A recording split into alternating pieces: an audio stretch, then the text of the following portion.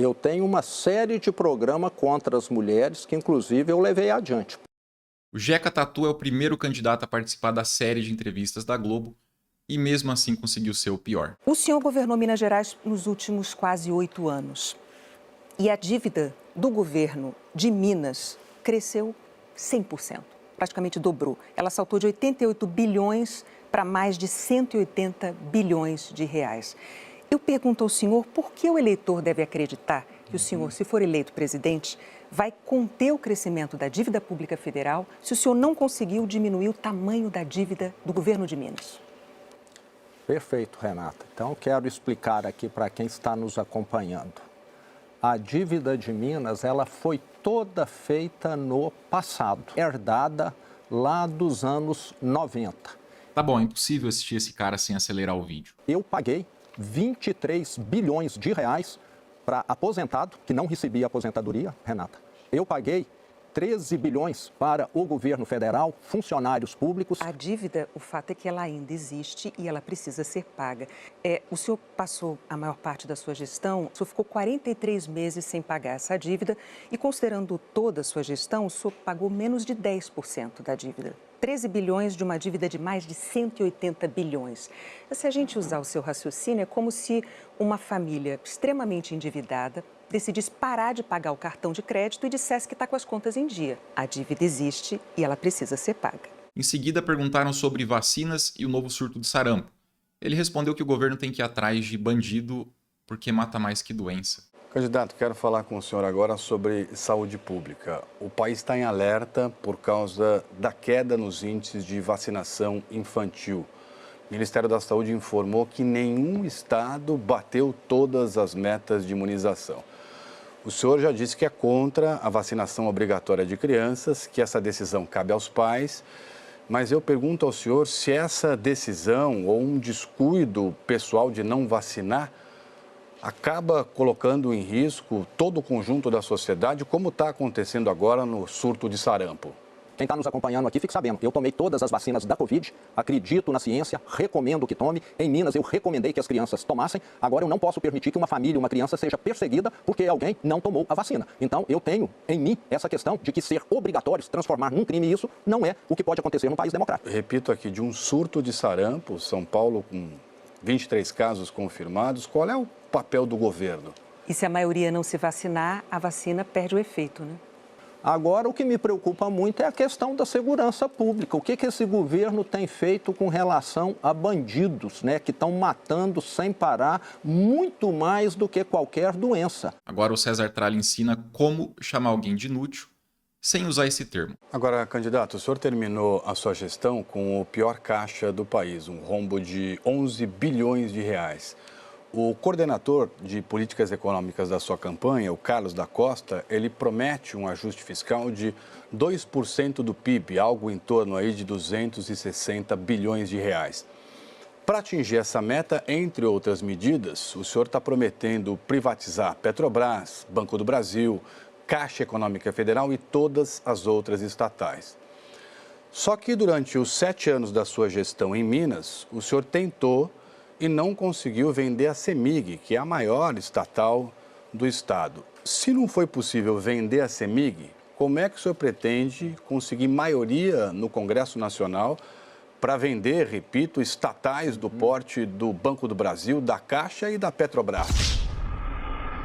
Para fechar uma das melhores partes, na minha opinião, se não a melhor, ele tenta fazer uma média com o público bolsonarista e é desmentido ao vivo. Eu darei anistia, porque o que nós vimos no Brasil foi perseguição.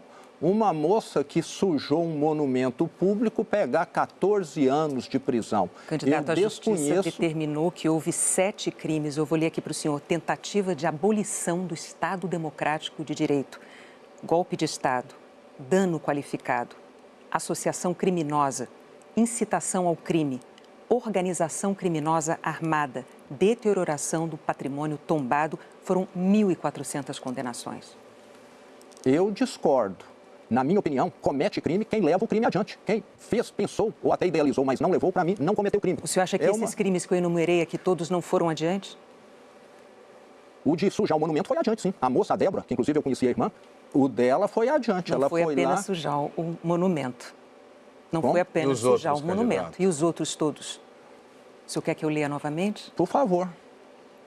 Incitação ao crime, organização criminosa armada, deterioração de patrimônio tombado, dano qualificado. Deterioração, tudo bem. Tem um vídeo dele que é pouco divulgado na internet, que pra mim é muito sério, e sempre que possível faço questão de mostrar aqui no canal. Então, só para não perder o costume, tá aí. Quando eu era criança, era permitido tirar uma carteira de trabalho aos 14 anos. Infelizmente, no Brasil se criou essa ideia de que jovem não pode trabalhar. Toda criança pode estar ajudando com questões simples, com questões que estão ao alcance dela, igual falei.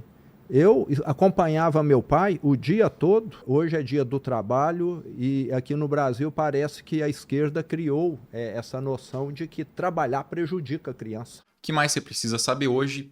Ouve. O senhor me ouve bem?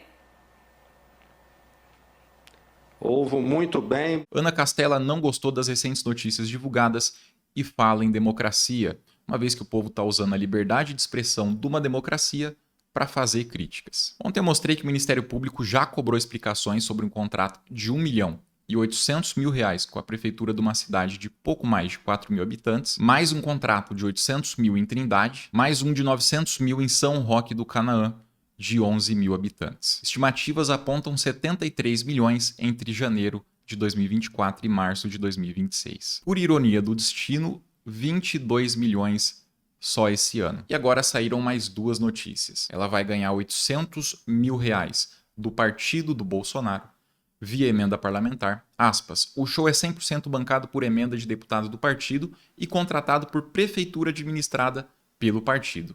O cachê dela é 850 mil com verbas federais. Aqui diz que o evento tem público médio de 2 mil pessoas por dia. O dinheiro é destinado pela Comissão de Turismo da Câmara dos Deputados, a partir de solicitação da deputada Dani Cunha, filha de Eduardo Cunha. E a segunda notícia é que recebeu 900 mil para fazer show em Nova Belém, uma cidade de 3 mil habitantes.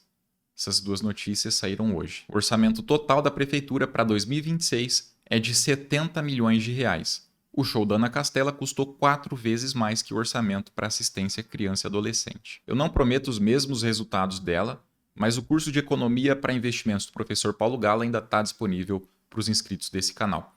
Pausa o vídeo, dá uma olhada no currículo dele e dá uma olhada no que você vai receber no curso. Vai desde o básico, com fundamentos da economia, quando será a próxima crise para tomar a melhor decisão, até ativos financeiros, bolsa, títulos, fundos e investimentos no exterior. Você ainda ganha acesso ao Clube de Economia e Finanças e mais um curso sem pagar nada por isso. Basta escanear o QR Code ou acessar o link do primeiro comentário.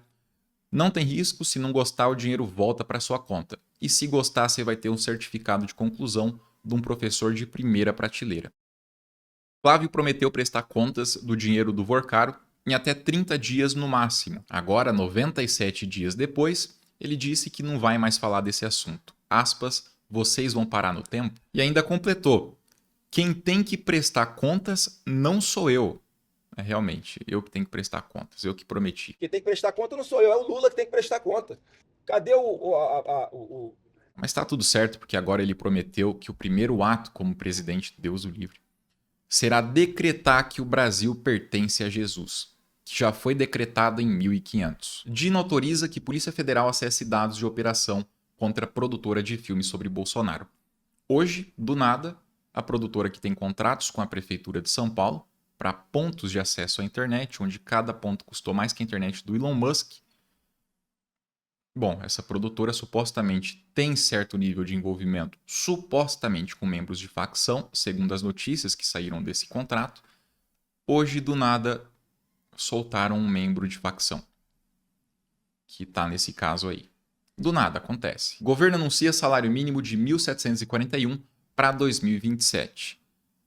No governo anterior, o aumento foi de R$ 4,00. Polícia Federal confirma que contratos citados em reportagens sobre filho de Lula não foram assinados e nenhum contrato foi firmado, nenhuma compra realizada, nenhuma transferência. Polícia Federal encontra indícios de participação de Lulinha na formação do El Ninho. Você que está passando frio, culpa dele. Ô Mendonça, vai mandar investigar quem ouviu, né?